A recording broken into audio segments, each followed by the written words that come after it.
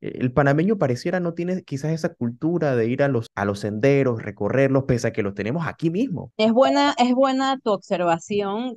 Creo que esto se vino a incentivar un poco más después de la pandemia o durante la pandemia, que tuvimos mucho tiempo, por decirlo así, dentro de nuestra casa y luego que se dio esta flexibilidad, el panameño comenzó a hacer un poco de turismo interno. Comenzó nuevamente a ir a las áreas protegidas e inclusive en tiempo de pandemia nuestras áreas protegidas las tuvimos que cerrar, y fue una necesidad también para promover la economía local, y el turismo interno. Fue necesario abrirlas nuevamente de manera por partes. No se abrieron todas las áreas protegidas de. Bueno, vamos a pasar ahora con nuestra primera entrevista. Nos acompaña la bióloga Michelle Caballero. Ella es bióloga del Ministerio de Ambiente con un tema muy interesante y es que se acercan las vacaciones de medio año. Muchos estudiantes en el país aprovechan para salir a recrearse un poco, algunos al interior, otros aprovechan áreas y parques nacionales para tener ese contacto con la naturaleza y, ¿por qué no? Aquellos que no están en la escuela, pero que les apasiona el tema de la naturaleza y ahora que después de la pandemia se ha vuelto muy popular, cuáles son las opciones que ofrece Panamá. Sin duda son muchísimas, teniendo varias reservas protegidas. Licenciada, gracias por acompañarnos y bienvenida aquí a Radio Ancon. Hola, buenas tardes a todos. Muchas gracias a Radio Ancon por el espacio. Muy contenta de estar aquí, de poder contarle un poco de las actividades, de las experiencias que se pueden tener en estos espacios naturales y hablar un poco también de las buenas prácticas que debemos tener al momento de estar visitándolas y de algunas rehabilitaciones que se han hecho en alguna de estas áreas protegidas del país. Por supuesto, en lo personal, el tema me trae muy buenos recuerdos de mi niñez yendo a algunos de los parques, y la ventaja que tenemos en Panamá, que a veces nosotros no nos damos cuenta, es que no hay que irse muy lejos para de repente tener ese contacto cercano con la naturaleza, dígase el Parque Soberanía, dígase el Parque Metropolitano, con buenos senderos muy interesantes, pero en general, ¿qué tan, digamos, equipada, si podemos decirlo así, está Panamá con el tema de este tipo de atracciones alternativas, ¿no? Para tener ese contacto con la naturaleza? Bueno, en principio tenemos muchas áreas protegidas, aproximadamente tenemos más de 100 áreas protegidas. Recordemos que las áreas protegidas se crean con un objetivo muy importante, que es conservar los recursos, especies, ecosistemas que tenemos en ellas. Y no todas, por lo general, la mayoría, en este caso, tienen la vocación de turismo, de hacer ecoturismo. Y otras, obviamente, esta actividad no es tan compatible porque hay especies que requieren mucha protección. Tenemos 16 parques nacionales. Dentro de estos 16 parques nacionales, si bien algunos tienen facilidades para las actividades de uso público o de visitas, cuando digo estas facilidades, pensemos siempre en los senderos. Una de las facilidades que más se utilizan en un área protegida y las adicionales o las que son secundarias, obviamente que haya un baño, que haya un lugar donde donde pueda acampar, realizar actividades de acampar. Y que también haya un personal que nos pueda atender y nos pueda brindar esta información al momento de que necesitamos conocer cuáles son los sitios que son permitidos para visitar, cuáles son las normas de comportamiento. Si bien podemos mencionar Camino de Cruces, tiene muy buenos senderos, es cerca de la ciudad. También tenemos a Soberanía, que recientemente se le rehabilitó el sendero Espíritu del Bosque, y lo traigo a colación porque es un sendero sumamente amigable para la familia, para los niños y para la educación ambiental. Y bueno, también tenemos los del Parque Metropolitano, que son muy conocidos y muy visitados y que también tienen muy buena infraestructura y buenas facilidades para realizar senderismo. Si ya queremos irnos un poco más lejos, quizás a la provincia de Chiriquí, tenemos un Parque Nacional Volcán Barú, tenemos el Parque Internacional Amistad, que también tiene senderos para visitar. Por supuesto, muchos de esos senderos son sumamente conocidos no solamente nacionalmente, sino en el extranjero. Muchas personas llegan especialmente a hacer ese tipo de recorridos en estos espacios que están habilitados para las personas. Y hablando un poco acerca de las opciones que existen en Panamá y ahora que se acercan las vacaciones de medio año, esa, digamos, opción que tienen varios estudiantes y jóvenes, sobre todo para tener ese acercamiento con la naturaleza que, irónicamente, y lo digo porque me ha tocado en alguna ocasión estar en uno de los senderos con prácticamente muy poca gente. El panameño pareciera no tiene quizás esa cultura de ir a los senderos, recorrerlos, pese a que los tenemos aquí mismo. Es buena tu observación.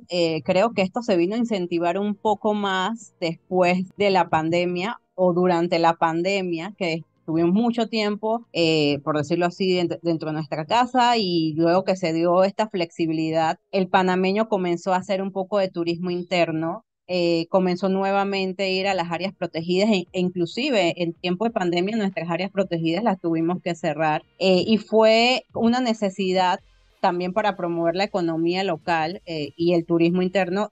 Fue necesario abrirlas nuevamente de manera por partes, no se abrieron todas las áreas protegidas de manera inmediata. Lo que se quiere ahora, y bien lo has dicho, es promover que se visiten las áreas protegidas. En algunos parques, por ejemplo, Campana, la Reserva Biológica de Campana, hay giras pedagógicas que hacen ciertas escuelas. Creo que no solamente se deben hacer en Campana, sino en otros parques nacionales del país, porque desconocemos uno, la cantidad de biodiversidad que tenemos y a su vez también lo asociado que está con el patrimonio cultural. Por ejemplo, tenemos un bosque protector San Lorenzo que combina la naturaleza con la parte histórica. Eso es muy difícil de verlo y está relativamente cerca de la ciudad. Entonces son lugares que también te brindan esas opciones y que vale la pena que las escuelas también, entre su currículum o entre sus actividades, y bueno, y nosotros también invitarlos a que puedan visitar estos espacios. Bueno, y esta parte es muy interesante, sobre todo cuando usted mencionaba lo del patrimonio. En Panamá tenemos la bendición, si podemos decirlo, de incluso contar con sitios Ramsar, que son sitios importantes en el tema de conservación, sobre todo en el ámbito de las aves.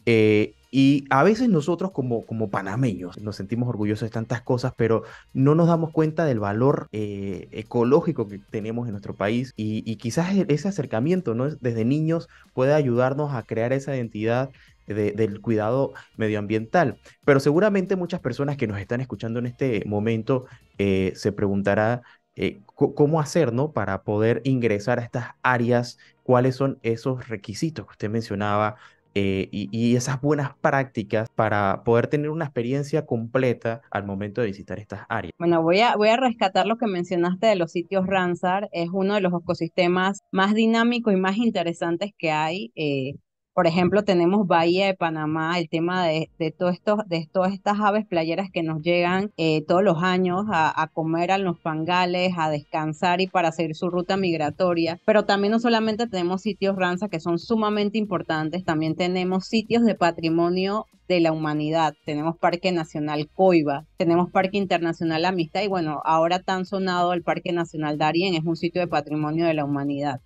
Los sitios que he mencionado sí son, la verdad que son un poco lejanos, no están tan cerca de la ciudad, hay que hacer una planificación para poder visitarlos, pero en principio la principal recomendación que nosotros siempre hacemos es informarse y planificar su visita. ¿Por qué? En estos momentos coincide las vacaciones con época lluviosa, entonces no podemos entrar a un bosque si está lloviendo, si hay mucho viento, una rama se puede desprender y lo que no queremos es que se ocasione un accidente. Entonces esto es clave tanto para las familias que planifican sus visitas.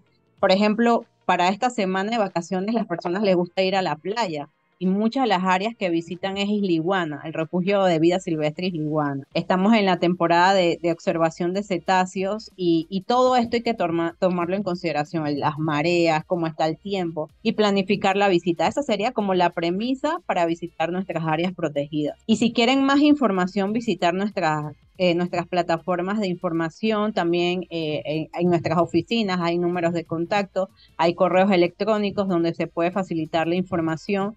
Por ejemplo, en la Yeguada, las familias van a acampar. Ese área hay que reservar con 72 horas de anticipación.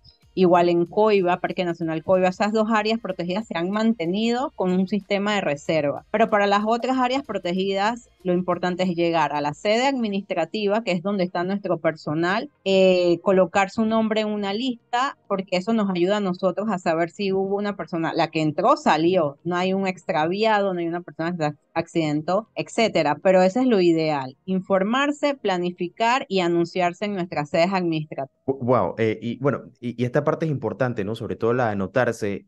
Antes de entrar quizás en otros detalles, si hay costos y el tema de las reservaciones, usted mencionaba el avistamiento de cetáceos y otras actividades. O sea, hay oferta diversa en Panamá. Y yo pensando un poco también en cómo países vecinos, como el caso de Costa Rica, que han explotado un poco las actividades ecológicas abocadas a un turismo sostenible.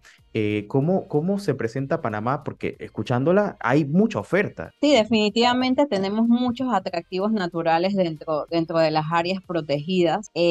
Por ejemplo, Parque Nacional Volcán Barú, hay muchas personas que le gusta hacer el recorrido hacia la cima. Entonces, para hacer este recorrido hay personas que ya se conocen, esto lo han hecho muchas veces y no necesitan o consideran que no necesitan un guía. Dependiendo de cuál sea la entrada por la cual tú vayas a subir hacia la cima, por ejemplo, por Paso Ancho, una de las recomendaciones o medidas que se le pide al visitante es que vaya con un guía. O sea, si no vas con un guía, no puedes entrar por esa entrada hacia la cima. Asimismo, cuando vas a hacer observación de cetáceos, es la norma lo pide, que sea un guía o que el transportista que te está llevando se acompañe de un guía y esté certificado por la autoridad de turismo. Entonces, sí, todos estos atractivos están abiertos al público, pero en algunas de las áreas protegidas se le pide que siempre se acompañen de un guía. La Autoridad de Turismo en su página web tiene un listado de guías que están especializados en áreas protegidas, y lo ideal es eso, que si nunca has visitado un área y si es un área que exige que vayas acompañado de un guía, lo ideal es que eso esté entre el checklist de las cosas que tú tienes que hacer para poder visitarlo. El tipo de ropa, muchas veces pensamos que podemos ir, por decirlo así, en un short, en chancleta, sin gorra. Son lugares donde hay biodiversidad, son lugares donde la temperatura en algunos casos es distinta. Entonces el tipo de ropa también tiene que ser acorde al lugar donde vamos a visitar, no perturbar la fauna, no acercarnos a los animales, no alimentarlos. Son cosas que de repente uno dice y que bueno, sentido común, pero realmente es bueno siempre estarlo como en esa sensibilización. El manejo de los desechos es otro tema que muchas personas dicen y que bueno, pero es que en esta área protegida no tenemos un cesto de basura. Señores, en las áreas protegidas no debemos tener cesto de basura porque lo que usted lleva lo debe sacar. Entonces es como haz tu visita sin dejar huella. Y si vas a dejar una huella es algo positivo o puedes hacer hasta voluntariados en el área protegida también. Entonces son cosas muy sencillas, pero que hay que enseñar y que hay que practicar. O sea, más allá del discurso y de decirlo, tenemos que llevarlo a la acción, al momento de estar en nuestras áreas protegidas. Pero, oiga, me hago eco de eso que usted mencionaba sobre el tema de los botes de basura. En efecto, ¿no? Y hace todo el sentido del mundo. No debería haber, porque en teoría lo que llevamos nos los traemos. Y bueno, es una forma también de mantener el área lo más prístina posible. Porque nosotros somos quizás los visitantes del área, quienes están ahí son toda la flora y fauna y la diversidad que existe. Hablando un poco también de las recomendaciones, bueno, afortunadamente hace mucho que no escuchamos acerca de temas de personas extraviadas, sabemos que se ha dado en Panamá, pero esas recomendaciones para evitar también que se den este tipo de eventos, cómo debería planificarse una persona.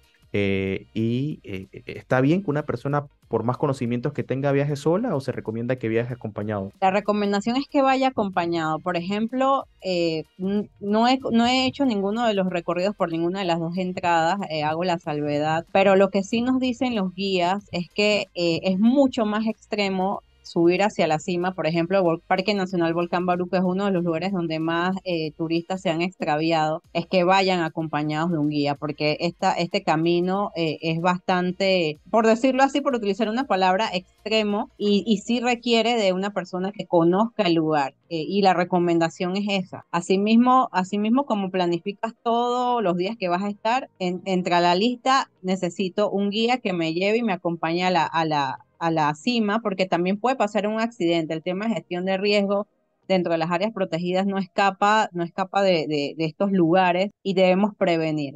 La verdad que en estas áreas a veces no hay ni señal y lo ideal es evitar un tipo de accidente donde la respuesta de emergencia sea nula porque no tenemos cómo Claro. comunicar. Igual muchos de los senderos, si no en su mayoría, me parece, todos están señalizados, bien señalizados y marcados para precisamente facilitar, digamos, el paso de los visitantes. Y usted mencionaba también, tengo varias preguntas, porque este tema a muchas personas estoy seguro que les interesa, el de ir un momento y tener esa conexión con la naturaleza.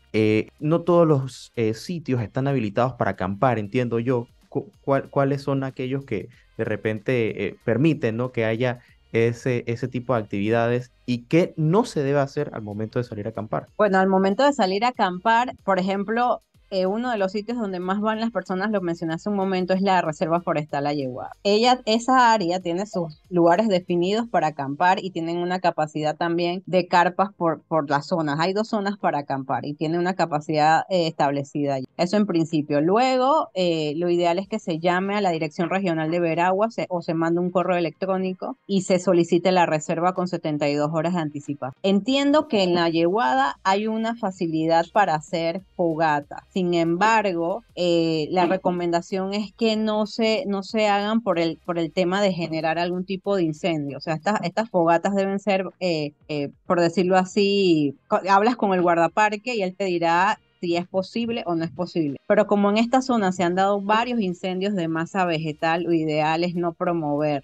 aunque en un ambiente así es lo que nos gustaría en ese sentido y para evitar un tema de generar algún incendio de masa vegetal es no hacerlas. Pero para la Reserva Forestal La Yeguada se cuenta con toda esta información y en la Dirección Regional de Veraguas se le brinda todas las medidas que deben cumplir las personas al momento de visitarlas. Y otra recomendación que me gustaría mencionar, que bueno, no se ha dicho, es el tema de las mascotas. No, las mascotas son un miembro de la familia, son parte de nuestra familia, sin embargo, las áreas protegidas no son lugares para llevar. Y muchas veces nos cuestionan y el visitante y nos dicen, pero ¿por qué no puedo? Si va conmigo, no va a pasar nada. ¿Qué pasa? O sea, estamos cuidando es a la mascota. Recordemos que como bien lo mencionaste, estamos en un sitio donde hay muchas, muchas especies. El que puede salir perjudicado es la mascota.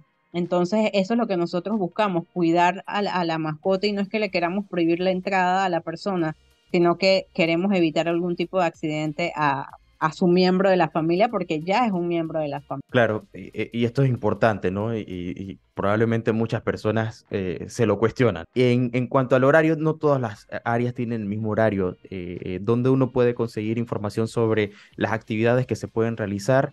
Me imagino que también hay distintos niveles de dificultad dependiendo del lugar. Y por supuesto, si estos lugares tienen algún tipo de tarifa o cobro que se les haga al momento de ingresar. No. En cuanto al cobro, actualmente no se está cobrando la admisión a las áreas protegidas a excepción de Parque Nacional Coy. Esto temporalmente porque ya dentro de unos meses se va a nuevamente a hacer una consulta pública para establecer este cobro para las áreas protegidas. Entonces, eso es la primera información que es importante indicar. Segundo, las áreas protegidas generalmente son uno para ir a hacer senderismo, observación de biodiversidad, tomar fotografías, hacer uso de playas, si hay playas o hay zonas de playas para hacerlo, también para observación de cetáceos. Entonces hay varias actividades que se pueden hacer según el área protegida, ya sea terrestre, marina u acuática.